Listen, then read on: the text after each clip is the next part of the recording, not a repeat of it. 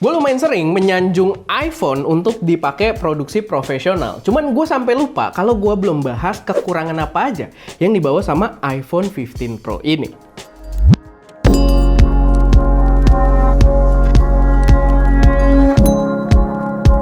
Halo semuanya, selamat datang channel SM Media dengan gue Erwin. Dan pada video kali ini gue pengen bahas kekurangan yang gue rasakan setelah pakai si iPhone 15 Pro ini selama 1 tahun. Dan kekurangan yang gue bahas di sini ini berkaitan dengan proses produksi video ya. Jadi kalau kalian bukan orang yang pengen produksi video pakai iPhone, ya ini bukan video buat kalian gitu ya. Ini bukan kekurangan soal nge-lag lah apa segala macam gitu. Ini lebih berkaitan tentang untuk penggunaan produksi video. Tapi sebelumnya gue mungkin kasih intermezzo dulu. Emang gue udah banyak banget bikin video yang shot utamanya itu pakai si iPhone ini. Terutama kemarin yang menurut gue terlihat paling cakep juga itu adalah review dari drone DJI Neo yang kita syutingnya waktu itu di daerah Pangalengan di Pangalengan di Bandung gitu ya. Dan itu gambarnya kelihatan cakep banget. Dipakein dengan lens kita yang kalau kalian tertarik, lens profesional buat iPhone ini ada juga di deskripsi gitu ya, di stdigital.id. Sama kemarin itu waktu kita ngetes juga sebuah gear yang ini sangat ngebantu kalau kalian memang bikin video pakai iPhone. Ini adalah Snapseed Reload yang straight to the point aja. Kalian bisa lihat fungsinya adalah buat pakai SD card, UHS 2, jadi udah support kalau kalian pengen ngerekam ProRes gitu kan, sama dia tetap bisa pakai sebuah mic eksternal. Ini lumayan menarik juga. Ini mungkin gue sambil pakein kali ya di sini biar ganteng. Jadi dia dapat magnet booster juga biar dia nempelnya lebih kuat dan kurang lebih fungsinya seperti ini gitu ya. Udah, kita langsung bisa syuting pakai mic wireless dan juga langsung ke ProRes ke sebuah SD card. Kalau udah syuting, SD card ini bisa kita cabut, bisa kita taruh aja. By the way, kalau kalian tertarik juga sama Snapseed Reload ini, linknya ada di deskripsi. Karena lumayan ya, kalian pakai link kita karena lumayan affiliate-nya ke kita dibandingkan kita jual kamera yang puluhan juta ya, itu affiliate-nya cuma dapat 20.000. Jadi ya, itu mungkin untuk bantu support kita lah. Sama lanjut lagi, untuk si iPhone-nya sendiri, ini sebenarnya ada beberapa kekurangan setelah ya dari kemarin gue bahas kelebihan-kelebihannya terus. Yang pertama, itu adalah kamera ultrawide-nya yang significantly worse. Secara signifikan lebih buruk dari kamera utamanya. Jadi kamera ultrawide-nya ini kalau di 15 Pro itu dia masih di 12 megapiksel, sedangkan kamera utamanya udah 48 megapiksel, tapi 12 megapikselnya pun kayaknya menggunakan sensor yang lebih kecil.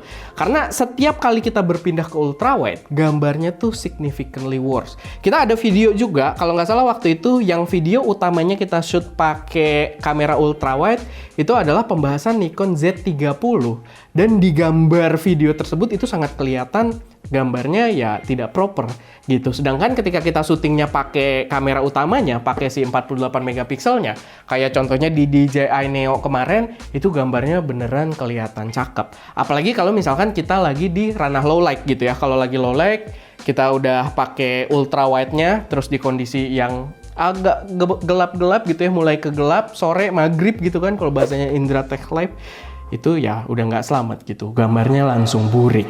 Nah, yang gue harapkan di versi 16-nya, gue sih expecting gue bakal megang juga mungkin ya, semoga dalam waktu dekat, tapi di 16-nya, 16 Pro itu dia ada upgrade untuk kamera ultrawide-nya. Jadi dia udah di 48 megapiksel juga, dan performa low light-nya kalau kata orang-orang itu udah lebih bagus. Tapi nanti kita cobain. Cuman itu, di sini kamera ultrawide-nya itu significantly worse. Lalu yang kedua adalah lensa telenya, yang buat gue tuh agak lucu. Lensa telenya tuh malah nggak bokeh. Jadi kalau kalian bermain kamera, kalian tuh harusnya udah cukup familiar. Salah satu buat nyiptain bokeh itu nggak cuma bukaan gede, yaitu kita bisa juga pakai lensa tele. Karena ketika kita pakai lensa tele, dia akan lebih mengisolasi background belakangnya. Background belakangnya tuh jadi lebih sedikit dan akan lebih bokeh gitu. Gue agak susah ya menjelaskannya secara teknis, tapi akan terlihat lebih bokeh. Sedangkan di sini, gue untuk dapat bokeh itu nggak bisa ngakalin buat pakai lensa telenya. Justru kalau pengen dapat bokeh, biasanya gue justru ke ultrawide-nya, terus subjeknya gue majuin, gue deketin ke kameranya, baru di situ biasanya dapat bokeh gitu. Jadi menurut gue agak lucu. Dan di 16 Pro-nya sih diperbarui, tapi gue nggak expect banyak ya, karena di Pro Max yang lama yang udah pakai 5 kali pun itu juga nggak bokeh-bokeh banget. Jadi gue nggak expect banyak, tapi ya itu salah satu kekurangan yang menurut gue perlu gue mention juga di sini, karena buat gue sebagai pengguna kamera ini jadi hal yang agak kontra dengan apa yang selama ini gua anut gitu ya. Maksudnya gua pahami. Karena yang gua pahami kalau kita lebih tele, dia akan lebih bokeh gitu. Cuman ya balik lagi, mungkin ada beberapa faktor kayak mungkin sensornya lebih kecil di situ, atau mungkin ya karena telenya juga dia kan pakai metode apa namanya, periskop gitu ya. Tapi yang ini kayaknya belum periskop deh. Ya gue nggak tahu lah, tapi yang jelas nggak bokeh gitu, nggak menarik.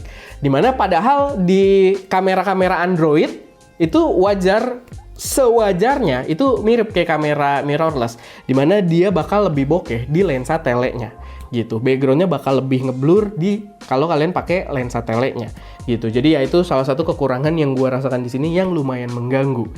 Lalu tidak ada mode Pro yang jelas di kamera bawaannya. Jadi di aplikasi kamera bawaannya dia nggak ada mode Pro yang jelas. Kita cuma ya udah dikasih seadanya doang. Walaupun emang ada aplikasi third party yang bisa kita pakai. Salah satu contohnya ya Blackmagic Camera yang ketika peluncuran 15 Pro ini dia di featuring juga di dalamnya.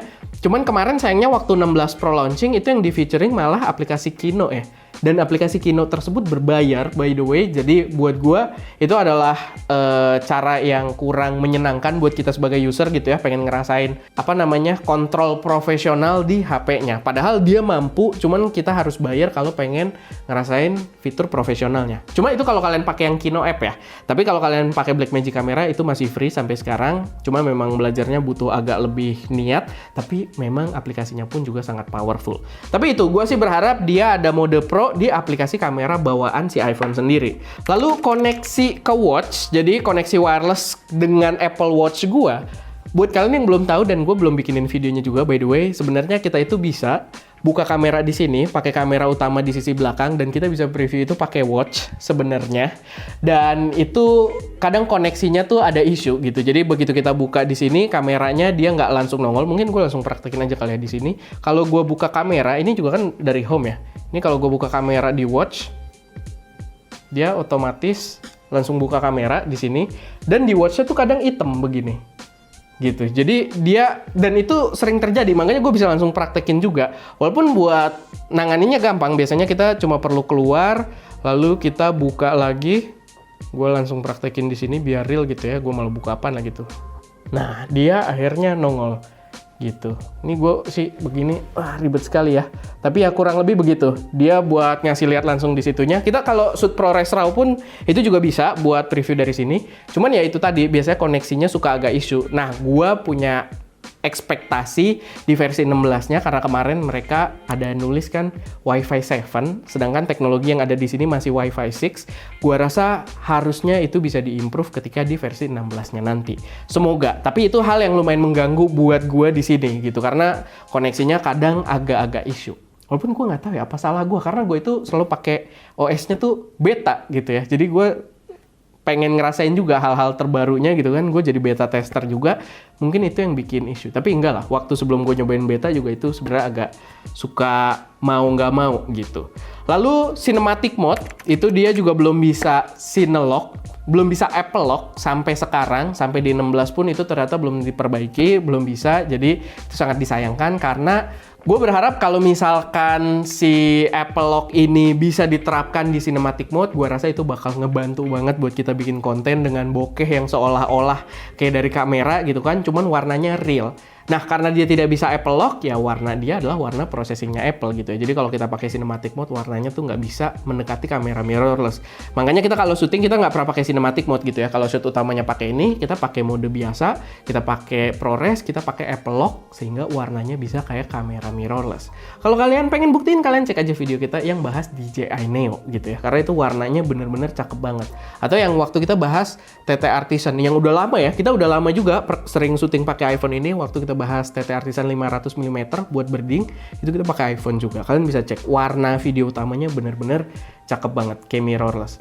Lalu terakhir yang pastinya jadi kekurangan paling luar biasa di kamera iPhone adalah flare-nya yang kayak kampret gitu ya. Jadi kalau kita syutingan malam ada lampu-lampu kecil gitu kan, itu flare-nya dia luar biasa buruk. Ekspektasi gue diperbaiki di 16 karena 16 promonya itu pakai video klipnya si The Weeknd yang banyak lampu-lampu artificial juga. Tapi sayangnya setelah mulai banyak review-review iPhone 16 iPhone 16 series yang keluar di YouTube gitu ya, termasuk yang Pro dan juga Pro Max, flares-nya masih hadir gitu. Dan buat gue itu benar-benar mengecewakan.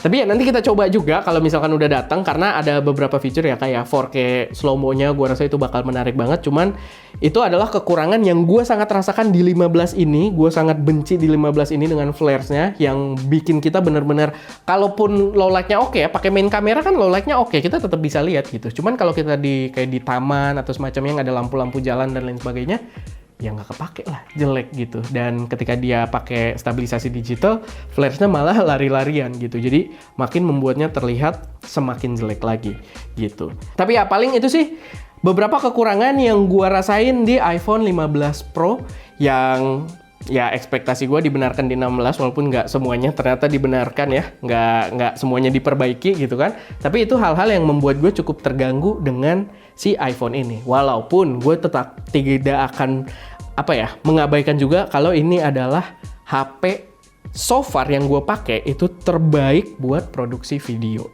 gitu. Dan kemarin udah banyak juga yang request kita buat bikin video tentang settingan-settingan di Blackmagic kameranya. Soon mungkin bakal gue bikin, kalian komen aja yang banyak di bawah, kalau memang banyak peminatnya gue bakal coba buat bikin juga. Karena emang sebenarnya Blackmagic ya agak tricky lah, buat pengguna baru agak tricky buat dipakai, tapi begitu kalian paham itu aplikasi yang sangat powerful buat kalian produksi. Tapi ya paling itu aja sih sedikit pembahasan gue seputar iPhone 15 Pro ini, kekurangannya setelah gue pakai selama 1 tahun. Gimana menurut kalian? Gue perlu upgrade atau enggak? Kayaknya sih nggak perlu pendapat kalian juga lah. Gue udah rencana banget gitu ya, karena gue udah keracunan banget sama 16 Pro. Tapi ya paling itu aja. Semoga bermanfaat, semoga bisa jadi referensi buat teman-teman semua. Gue Erwin, di belakang kamera Daska, dan jangan lupa untuk berkarya.